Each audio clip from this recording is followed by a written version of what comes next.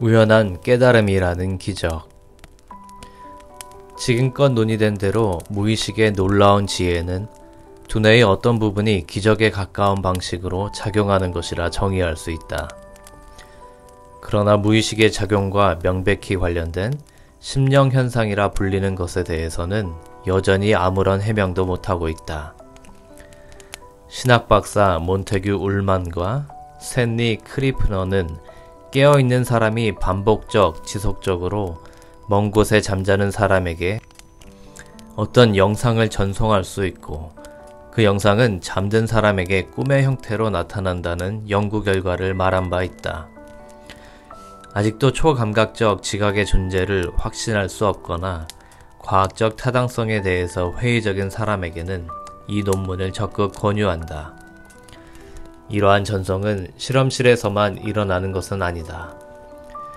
예컨대 서로 밀접한 관계에 있는 두 사람이 아주 똑같거나 비슷한 꿈을 꿨다는 얘기를 흔히 들을 수 있다. 어떻게 이럴 수가 있을까?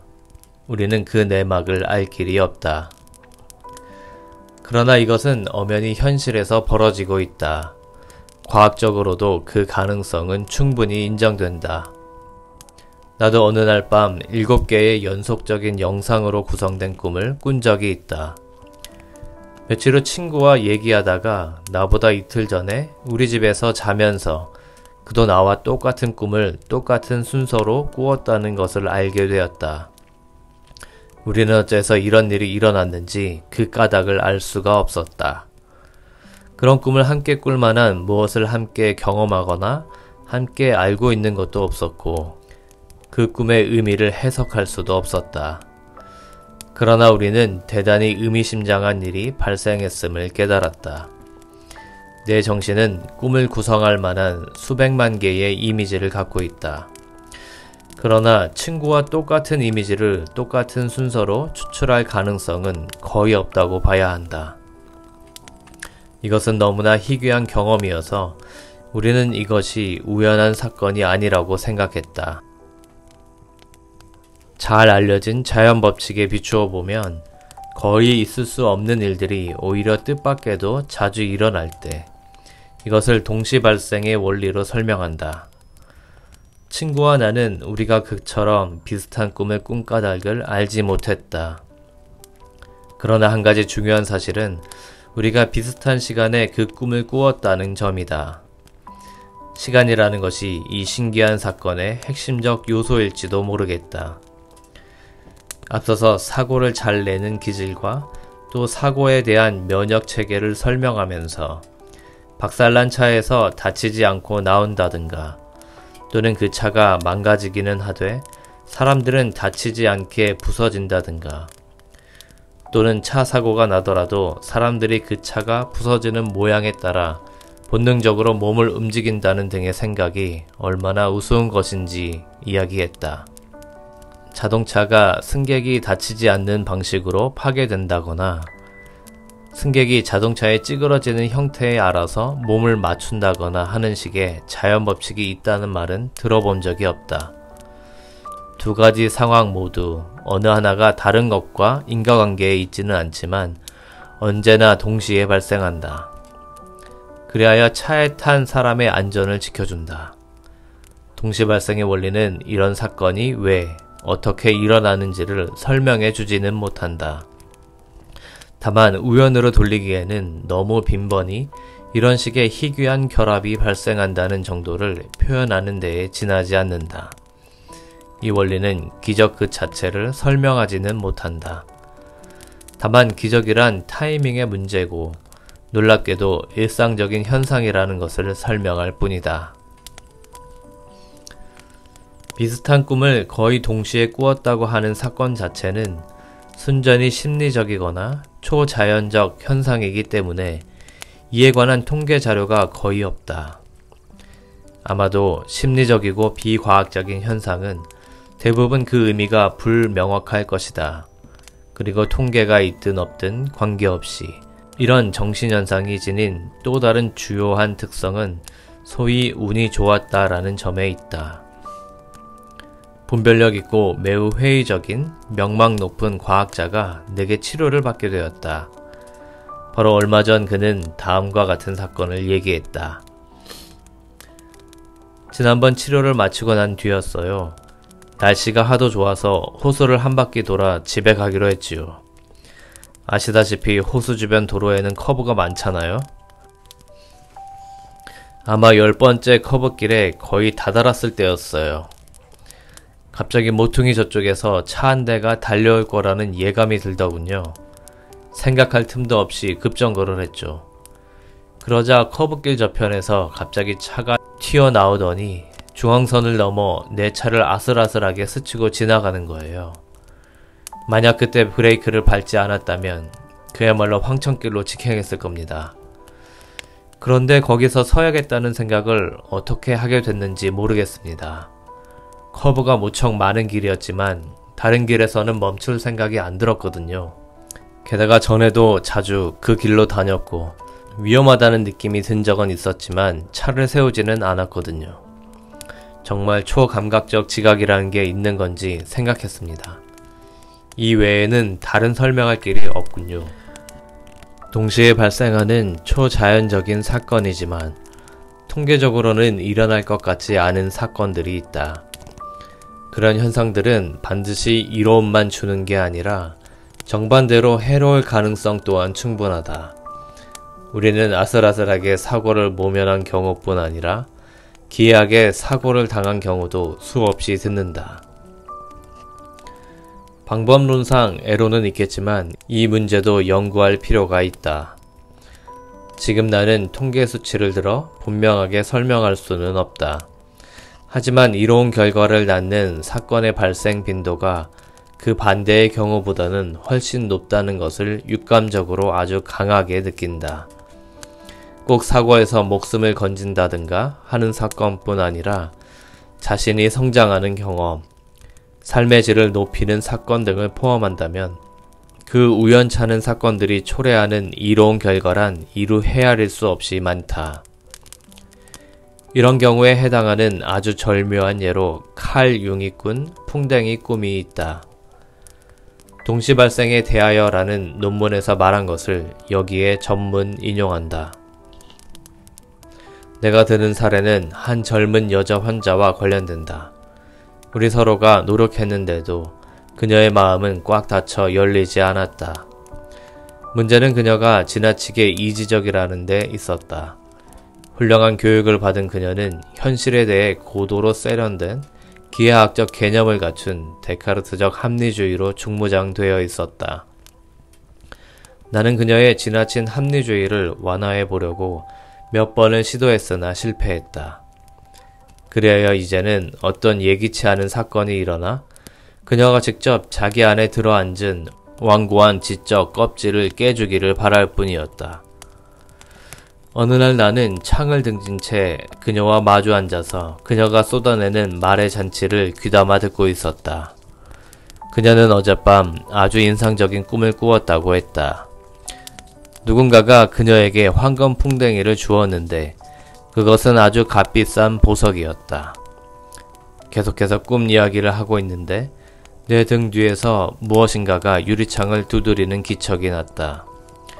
돌아보니 어떤 커다란 벌레 한 마리가 어두운 방으로 들어오려고 바깥에서 유리에 몸을 부딪히고 있었다. 너무나 신기한 일이었다. 나는 즉시 유리창을 열고 날아들어오는 벌레를 붙잡았다. 풍뎅이였다. 초록과 황금색이 뒤섞인 그 빛깔은 흡사 황금 풍뎅이 같았다. 나는 그 벌레를 그녀에게 건네주며 이렇게 말했다. 여기 그 황금 풍뎅이가 있어요.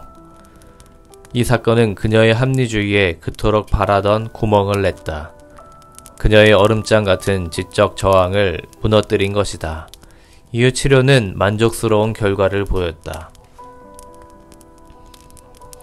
행운을 가져다주는 초자연적인 사건과 관련해 말하고 싶은 것은 우연한 깨달음, 세렌디피티라는 현상이다.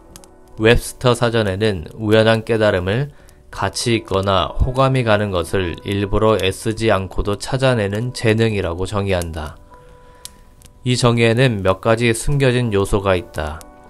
그중 하나는 우연한 깨달음을 재능이라고 정의함으로써 어떤 이는 이것을 갖고 있는데 또 다른 이는 그렇지 않을 수 있다는 여지를 준다.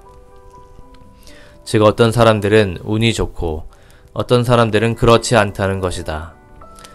은총은 일부분 기대하지는 않았지만 소중하고 바람직한 것에 의해 나타나며 누구에게나 주어진다는 것. 하지만 어떤 사람은 이것을 이용하고 어떤 사람은 그러지 못한다는 것이 이 책 4부의 주제다. 융은 풍뎅이를 방 안으로 끌어들여 붙잡아 환자에게 줌으로써 이 은총을 확실히 활용했다. 사람들이 은총을 놓치게 되는 까닭과 은총을 이용하지 못하는 이유 등에 관한 것은 은총에 저항하는 사람들이라는 제목으로 다룰 것이다. 그러나 지금은 은총의 혜택을 누리지 못하는 이유는 그 실제를 제대로 인식하지 못해서라는 것을 지적하는 선에서 그치자. 다시 말하면 우리는 스스로 애써 구하지 않아도 주어지는 것의 소중함을 모른다는 것이다. 원하지 않았던 선물이 주어지면 그 가치를 제대로 모르듯이 말이다. 바꿔 말하면 우연한 깨달음이 발휘되는 사건은 모두에게 일어나지만 우리는 그것이 우연한 깨달음과 관계가 있는 것임을 그냥 지나치기 쉽다. 그런 사건을 대수롭지 않게 여겼기 때문에 그것을 제대로 활용하지 못하는 것이다. 5개월 전 어느 소도시에 갔을 때였다. 약속 시간보다 2시간 일찍 도착한 나는 거기 살고 있는 친구에게 그 집 서재를 좀 이용해도 되겠느냐고 물었다.